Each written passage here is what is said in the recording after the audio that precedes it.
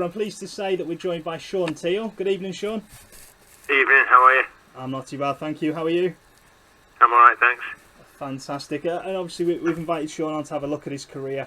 And one thing that jumped out to me, Shaun, is during your time at Tranmere Rovers, you were loaned out to a team called Shaun Teale. I can't find any information on him though. Is that what happened there? Well, actually, it wasn't. It was a team called Happy Valley. So I don't know how Wikipedia got it wrong, but it just goes to show that Wikipedia don't get everything right. It does. Happy Valley then. So how did that come about? I'd signed for Tranmere. Johnny King was manager, and John Aldridge got the job when Johnny King got sacked. To be quite honest, I didn't see eye to eye with Mr. Aldridge. And really needed to get out because I was languishing and not even playing the reserves. I just wasn't playing football. I was sat on the touchline doing nothing week in, week out. And I was 33 then. I didn't want to do that for the last few years of my career. So I went on a free transfer list, and the opportunity through an old playing colleague of mine came to go to Hong Kong. So I spoke to them in Hong Kong and basically jumped at the opportunity just to go out there for a year. Obviously experienced a different football culture as well as a different culture of life, probably compared to Tranmere and Merseyside. It was certainly a different culture in more ways than one, but we won't go into that. It was quite strange at times.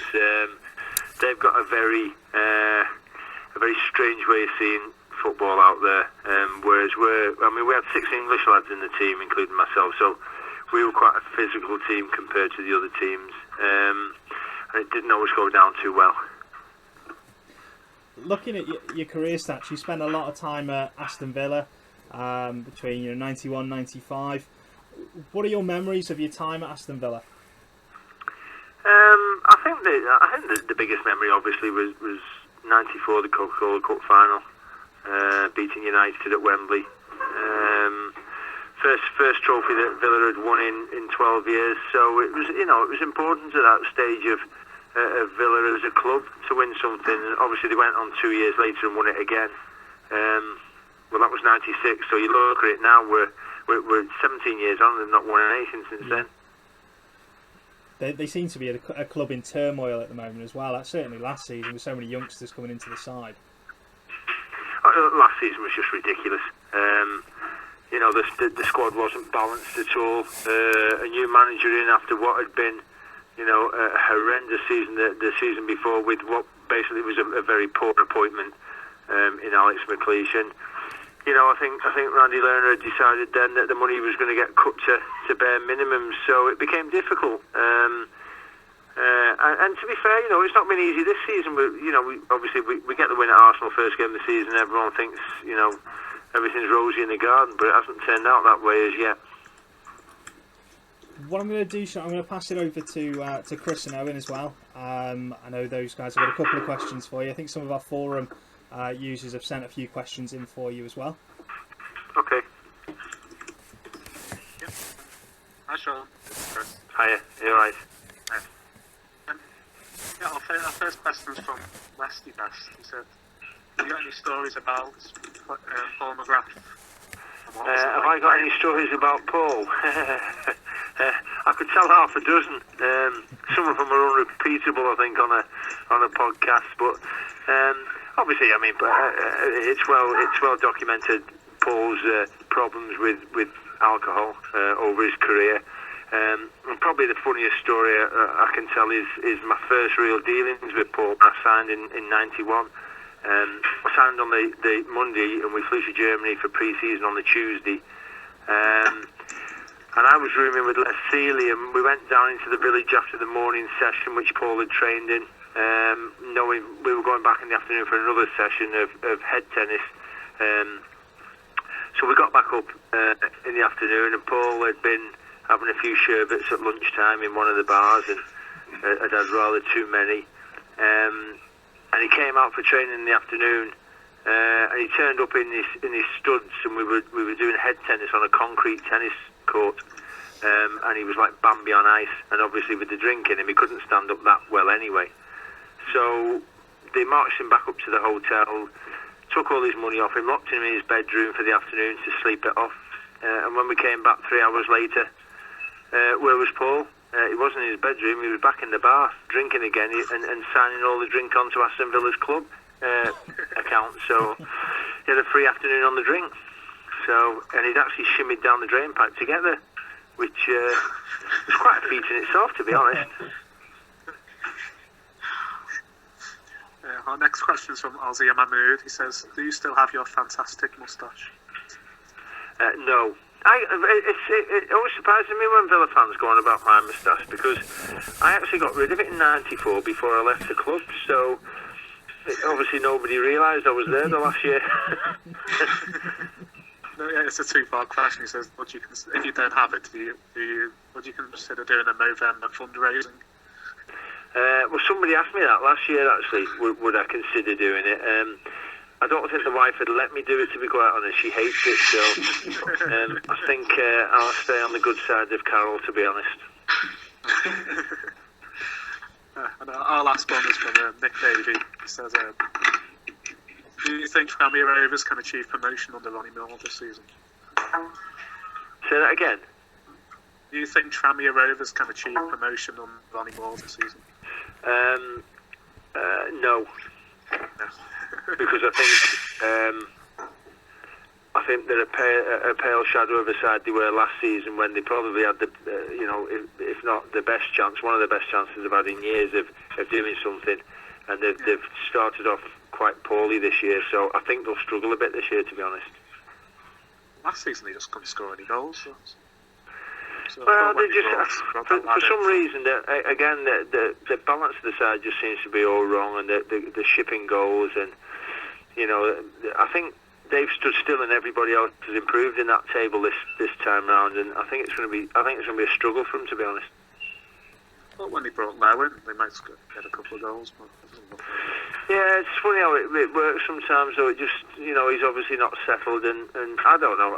It just, for me, on the bits I've seen of it and what's gone on, it doesn't seem to be adding up this year. Whereas last year they were winning important games. This year they're shipping goals and losing poor games. I'll pass you over to Owen if he's got any questions. Hi there, Shaun. I just wanted to go back and touch a bit more on your time at Aston Villa. You obviously played in a successful team with good runner-up in the Premier League, and as you said, Football League Cup. Who were the best players you played alongside whilst you were at Villa? Well, I mean, obviously Paul McGrath was the best player I played alongside. Paul was an exceptional talent, but we were lucky because those seasons we were lucky because we had good players. We had good players right through the team. When you look at your Kev Richardsons and people like that, who were good, solid Premiership players. So, and the other thing, as of now, they haven't really got what I consider a captain that leads them. We had sort of 10 captains, and everyone played as captains, and we all did our part. So I was lucky. I played with some great players. People like Andy Townsend, Kev Richardson, Daly, and Dino up front. They were all quality players. With regards to, before you moved to Villa, you spent a couple of years at Bournemouth. Now I was looking at the transfer fee paid, and I believe it was 50,000 for you to go from Weymouth to Bournemouth. Obviously a fair bit of money in those days for a non-league side to be getting. Did you feel more pressure moving up to Bournemouth and into the actual Football League, or moving from Bournemouth to Aston Villa? You know what? If I'm honest, I didn't really feel any pressure with any of it. I think if you've got belief in your own ability, it's just a natural thing, and you get on with it. I moved to Bournemouth, and my biggest worry was getting in the team, because at the time John Williams and Kevin Bond were the two centre halves. But I got a lucky break from that point. I signed, and then Kevin Bond had major pelvic surgery, which kept him out for 6 months. So I got my chance, and if you take your chance with both hands, and they can't throw you out after that. And I ended up the two seasons I was there, I won Player of the Year both seasons. So for me it worked. Going to Villa then was just something I was desperate to do. I wanted to play at the top. The only thing with going to Villa was the very first day when you walk in and there's all these players that have played at the top level, and you're coming from a team, from 2 divisions below, and you're in awe of some of them to start with. And apart from the first day or so, after that it was just part of the club and get on with it. Fair enough. That's as good as an answer as any. And finally, just obviously you played in defence. Quick question with regards to tackling. You played in a time where hard tackles were the norm. What's your view on the diving culture in the game today? And more importantly, actually, what constitutes as a fair tackle these days? Well, does anything constitute as a fair tackle really these days? Because let's face it, in my day, if you won the ball and followed through and caught the person, that was classed as a good tackle. If you have any contact even after you've won the ball, and you can have won the ball cleanly, but contact with them after, then it's classed as a free kick and usually a booking. Which is taking away parts of the game that they were the main parts of the game right from the off, right from when football was invented. Tackling, scoring goals. That was what it was all about. Now all of a sudden it's all about scoring goals and not about tackling. Nowadays they mark space and don't mark players.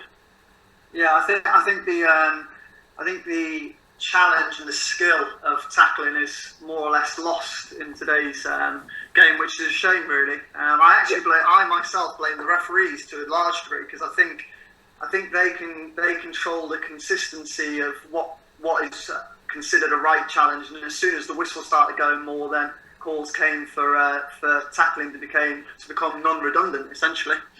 Yeah, but I don't know if it's the referees so much. I think it's the people that run the game. All of a sudden there was once in a way that the foreign players came into the game, then all of a sudden it seemed to be, well, we have to play fairly. We can't be the English game where we're tough tackling and the game's played at 100 mile an hour. All of a sudden we've got to play their way, and their way was all about closing the ball down and not particularly tackling. Whereas we get stuck in. And it wouldn't be a foul. You could go abroad and play in Europe and do the same thing and get pulled up for it. And it was just, I think it all started really with what they perceived to be a dangerous foot up. We'd kick someone in the head going for a ball and it wouldn't be a foul. You'd raise your foot, 10 foot, 4 foot off the deck, and it was a foul in Europe. And from there it just seemed to snowball. And nowadays, as you say, you literally can't tackle anymore. Cheers for that. Thanks, Sean. Yeah, you're welcome. Just before we finish tonight's interview, Sean, I just want to ask you a question. 2 years ago, just been reading on the internet earlier tonight that you came out of retirement to help the Herald Sunday League team. How did all that come about? Are you still playing for them now? No. It came about after my excursions into management at Burscough and Chorley. My assistant manager, Ray Stafford at the time, became manager of a Sunday side, the Herald, local in Southport here, and he begged me for 2 years to play, and I wouldn't play. I said, no, I'm not playing anymore. I've had enough. Blah blah blah. I can't see me get. What am I going to get out of it in a sense? Apart from probably young lads running around the pitch trying to clatter me all day long.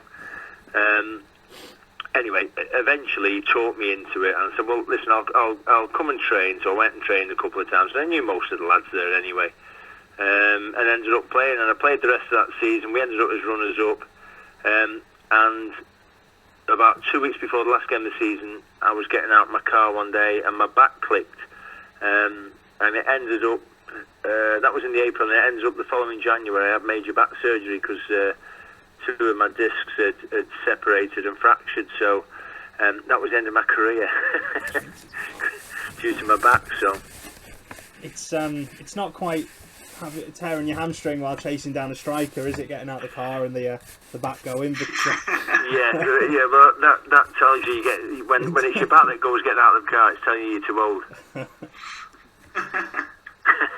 It's been an absolute Don't pleasure. say that. Don't say that. I don't mind your day. Yeah. It's been an absolute pleasure to talk to you tonight, Shaun. Hopefully you'll come back on the show again in the future, especially maybe be able to talk about your management position in the on future shows. I'm sure the other guys agree with me. It's been a pleasure to have you on. Yeah, you're welcome. Thank you, Sean. Thanks very much for your time. Thanks very much for your time tonight, Shaun. Cheers. Cheers.